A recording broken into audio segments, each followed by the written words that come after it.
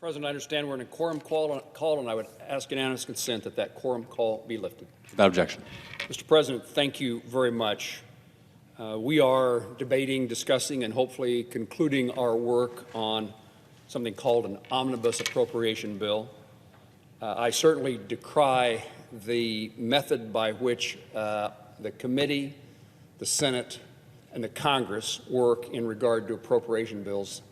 I'm a member of that Appropriations Committee, but there is no reason, none, that we could not do as we are supposed to do, as we are intending to do, 12 separate appropriation bills, one at a time, opportunity for the committees to have hearings with witnesses, to debate and discuss the content of that appropriation bill, pass it out of the committee, send it to the Senate, and let other members of the Senate who are not on the Appropriations Committee amend and discuss and debate that section of what today, tonight, this week becomes this large, all-encompassing bill. We all would be better off if we broke this down into the 12 separate parts that are now combined into this one large bill. We would know much more about it, and the deliberations would be more forthright, and we would have less likelihood of something being contained in the bill that there was objection to it being there.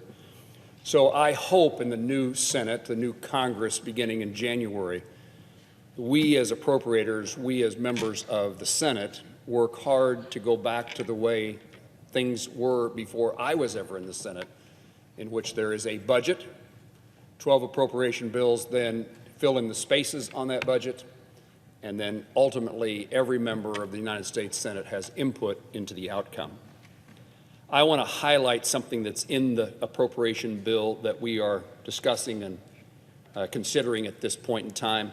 Before I do that, I want to again indicate that one of the most important components to me in this legislation is the opportunity for us to more fully fund those who serve in our military and better care for our veterans who have served.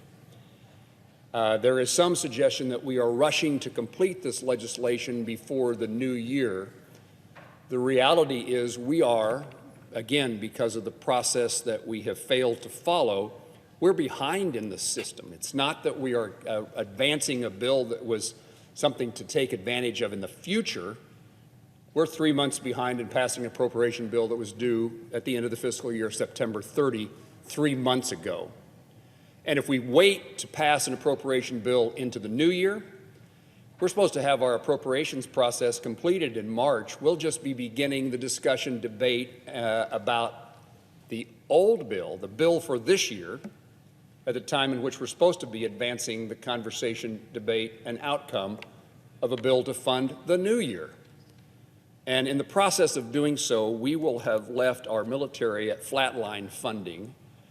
And the challenges we face in this country are so significant that no additional dollars to the Department of Defense for even a short period of time, months, 6 weeks, 3 months, a year, that's very damaging, particularly in these days of significant defense inflation.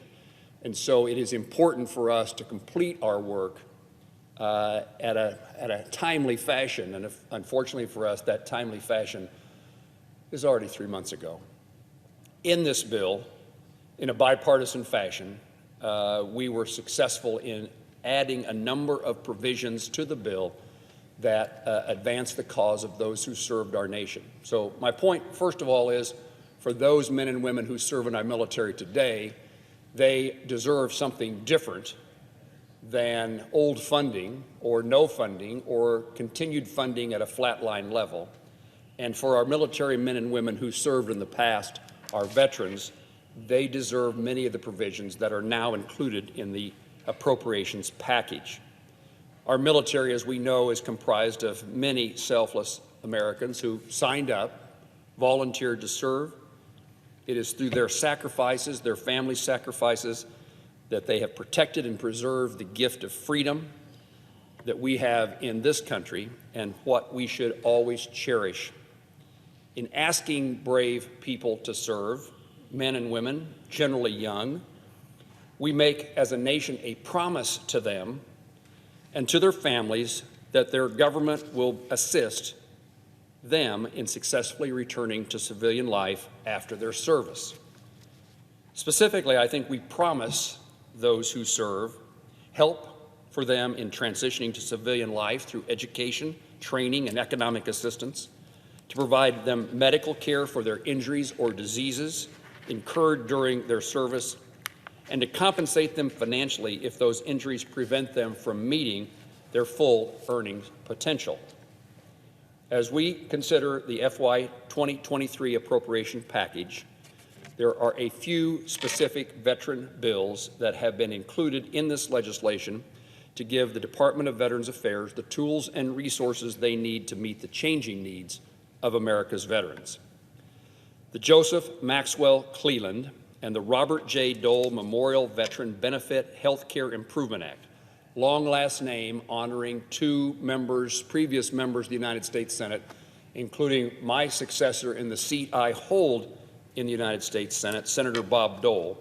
He himself, not only a Kansan, but a significantly wounded veteran, and an individual who never stopped fighting for his fellow veterans.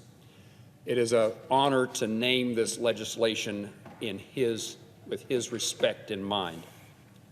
This legislation, described in that title, this legislation delivers new benefits and improved resources for the VA, including a specific bill that I introduced, one that's we call in short words GAPS, guaranteeing health care access to personnel who serve.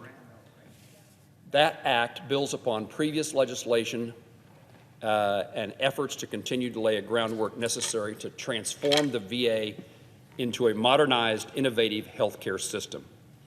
It includes protections to safeguard veterans' access to care from highly qualified providers in VA medical facilities and through the VA's community care network to help veterans across the country, including those in rural, a significant component of my state and yours, and remote communities, that those veterans get the care they need when they need it and where they want it.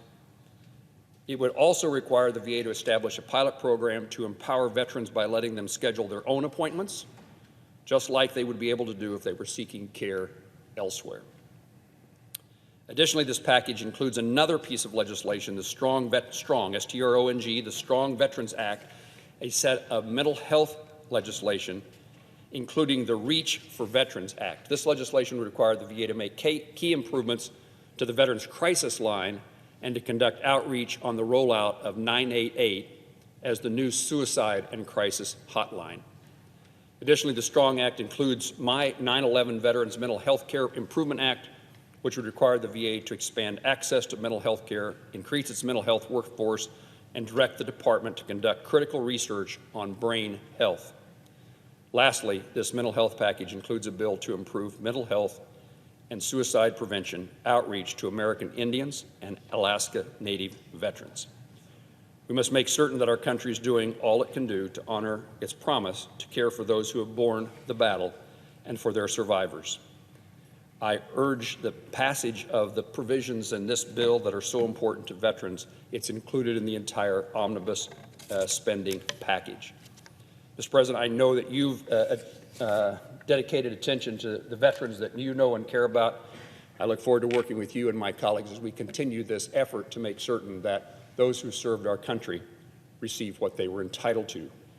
Mr. President, this bill is in its entirety, beyond just these provisions related to veterans, is a way that we can help those who serve our nation today and honor, respect, and provide for those who served our nation in the past. Mr. President, I yield the floor.